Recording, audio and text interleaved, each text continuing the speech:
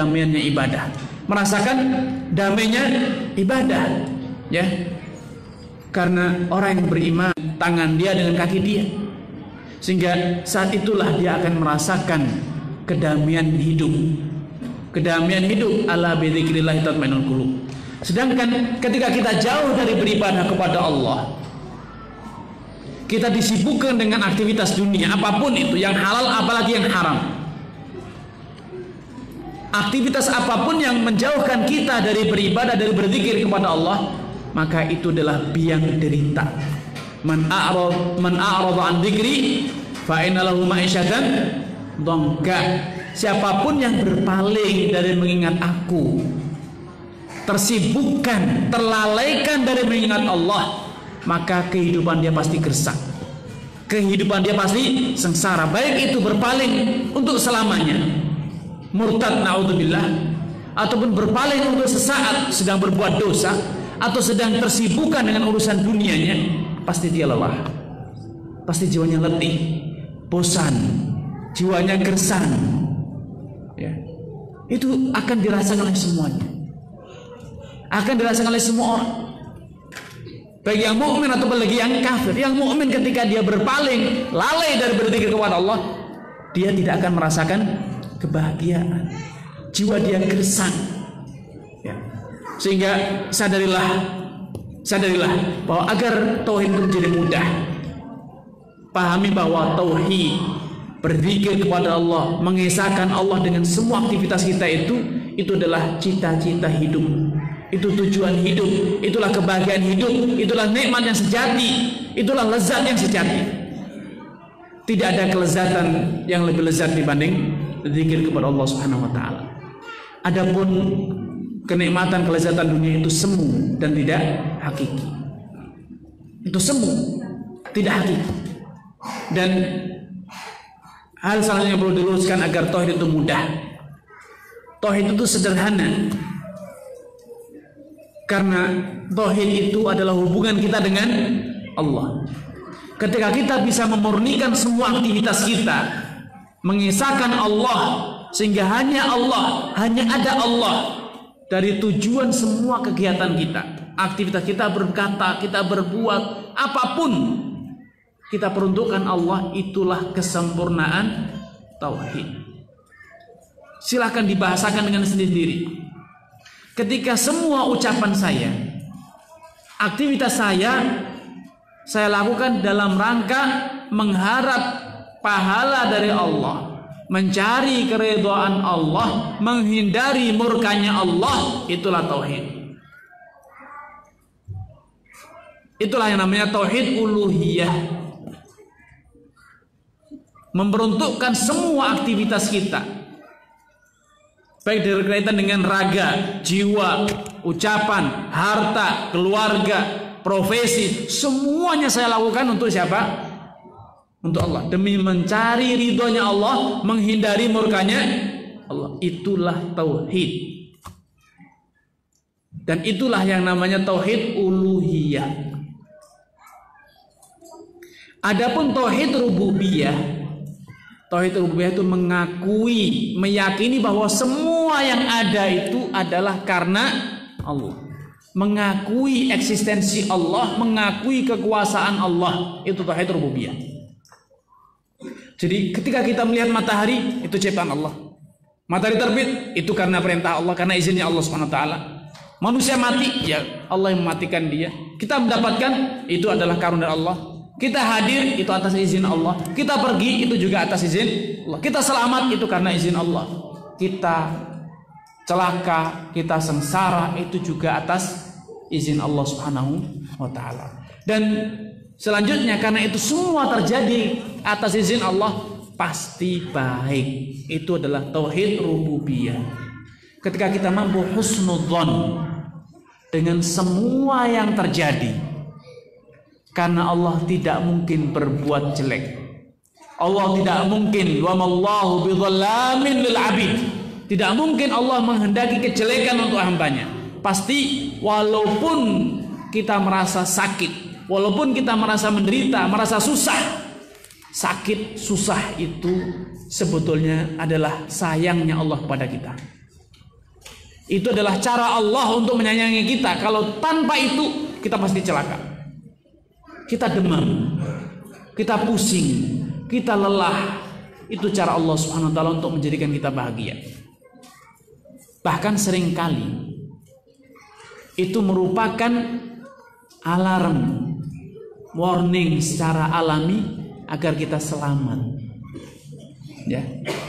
Kenapa mata manusia kelopaknya itu bergerak-gerak? Sehingga kadang kita terganggu, berkedip. Coba dibayangkan kalau mata manusia tidak pernah berkedip. Apa yang terjadi? Mata kita akan terpapar dengan debu, terpapar dengan segalanya. Ini adalah proteksi Allah Subhanahu wa taala agar mata kita tetap sehat. Kenapa kita berkeringat? Aduh Ustaz, berkeringat enggak enak rasanya, gerah, lengket badannya. Keringat itu adalah cara Allah Subhanahu wa taala agar badan kita tetap sehat.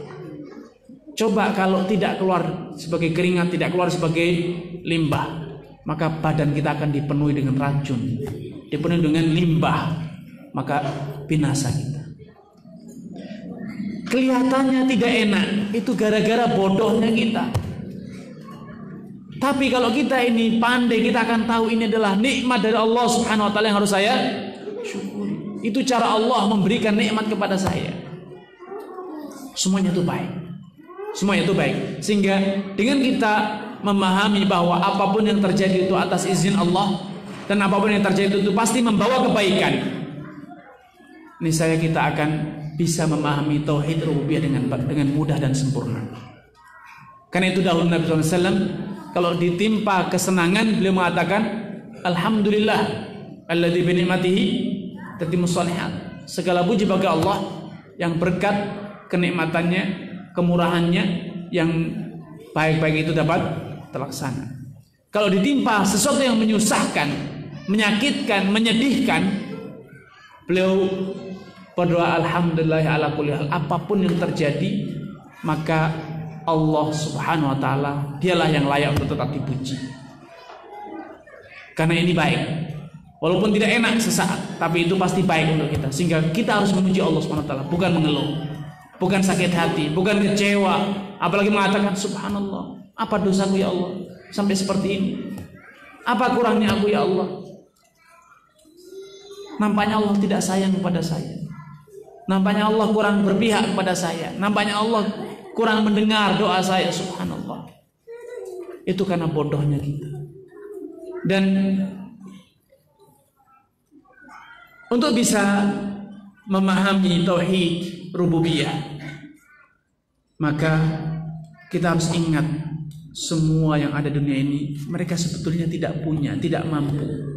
Mereka lemah, mereka tidak berdaya seperti kita. Yang berdaya, yang paling kuasa hanya Allah Subhanahu wa taala. Itu tauhid rububiyah. Dan yang ketiga adalah tauhid asma wa sifat.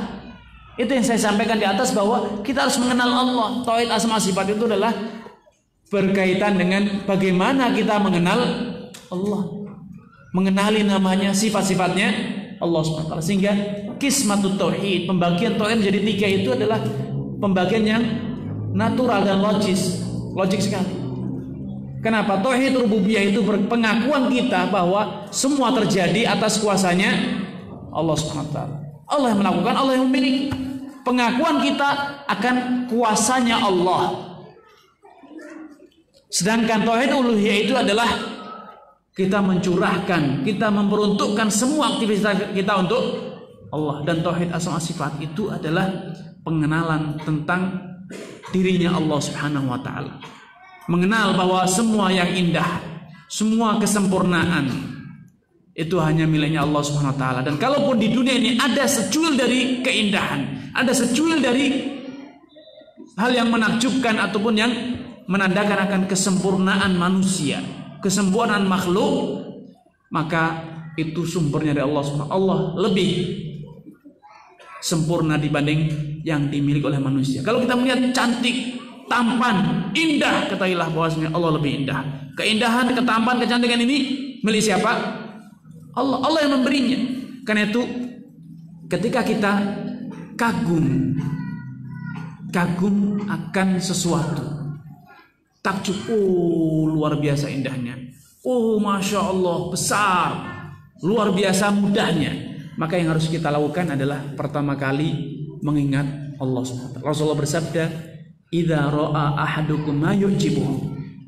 Kalau engkau melihat sesuatu yang menakjubkanmu, min nafsi, baik dalam dirimu. Seringkali kita kagum, takjub dengan diri kita sendiri.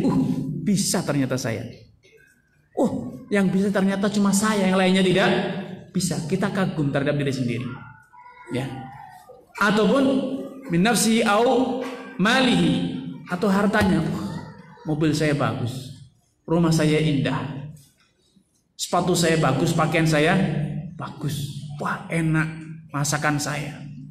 Ataupun keluargamu, anakku pinter, anakku ganteng, anakku nurut, anakku soleh, rajin, hafalan. Kata Nabi, fal yubarik. Yang harus dilakukan pertama bukan cerita ke sana kemari, bukan wah, bukan. Tapi segera berdoa kepada Allah, ya Allah berkahi semua ini. Baik itu dalam dirimu, keluargamu, ataupun hartamu. Berkahilah. Mohonkan keberkahan kepada. Apa arti keberkahan? Keberkahan itu adalah sebuah pengakuan bahwa ini datangnya dari Allah, dan harapan semoga Allah berkenan melanggengkannya dan melipat gandakannya. Itu keberkahan. Ya Allah tambahkanlah, ya Allah jagalah, ya Allah rawatlah dan lipat gandakan keindahan ini.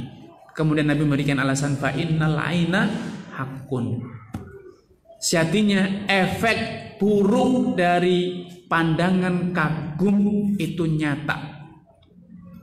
Ketika kita lupa kagum dengan sesuatu, kita lupa bahwa itu ciptaan Allah.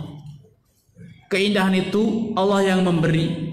Kehebatan itu Allah yang memudahkannya, Allah yang memfasilitasinya, yang memberikan kekuatan dia. Kita lupa itu, maka Allah pun murka, dan murka Allah dibuktikan dengan apa? Dicabutnya nikmat tersebut. Dan Allah tidak zalim. Ketika mencabut kenikmatan dari siapapun, dengan alasan apapun, dengan sebab apapun, Allah tidak zalim. Kenapa? Karena semuanya milik Allah. Allah berikan kepada siapa saja yang Allah kehendaki, dan Allah cabut dari siapa saja yang Allah kehendaki. Sedangkan manusia yang zalim. Kenapa? Lupa kalau itu ciptaan Allah, lupa itu para karunia Allah, bahkan membanggakan diri. Wah, saya dong, untung, siapa lagi, anaknya siapa lagi. Ini sombong, kitalah yang zalim. Sehingga ketika Allah murka, adanya kekaguman, adanya sanjungan, adanya pujian yang dipertujukan kepada selain Allah, itulah yang menyebabkan nikmat tersebut Allah cabut, untuk membuktikan bahwa dia tidak layak untuk dikagumi, dia tidak layak untuk dipuji, dia tidak layak untuk dijadikan sebagai pusat perhatian, dan dia tidak layak menjadikan engkau lalai dari Allah Subhanahu wa taala. Maka Allah segera ingatkan, Allah cabut nikmat tersebut, sehingga akhirnya Anda akan mengatakan kasihan. Ya, itulah yang benar. Makhluk itu kasihan. Baik ketika dia cantik ataupun buruk, dia kaya ataupun miskin, dia pandai ataupun bodoh, itu makhluk yang kasihan. Kalau bukan kerahmatan Allah, dia tidak bisa dapat itu. Dan kalaupun dia sedang kaya, dia selalu butuh akan kerahmatan Allah Subhanahu wa taala. Karena itu, ketika kita ingat ada keindahan, melihat ada kekayaan, ketahuilah Allah lah yang maha kaya, dan Allah yang memberi kekayaan tersebut. Melihat keindahan, Allah lebih indah, dan keindahan itu datangnya dari Allah. Ada kepandaian, ingat bahwa Allah lebih pandai, dan kepandaian itu datangnya dari Allah. Sehingga yang harus dipuji siapa? Allah yang menciptakannya, Allah yang memberi. Inilah realisasi dari tauhid asma wa sifat. Ketika kita lalai bahwa semua kesempurnaan, semua keindahan yang di muka bumi ini datangnya dari Allah, itu cermin bahwa kita tidak kenal Allah. Kita belum merealisasikan nilai-nilai tauhid asma wa sifat, sehingga kita mudah kagum, mudah terperangah, melotot ya, gara-gara kagum kepada sesama makhluk. Karena itu dahulu Nabi SAW ditegur oleh Allah SWT. Sejak zaman dahulu orang-orang kafir itu banyak yang lebih kaya dibanding orang Islam. Allah katakan, la tamuddanna 'ainaika ila ma matta'na bihi azwajan minhum zahratal hayatid dunya linaftinahum fi wa rizqu rabbika khairun wa abqa.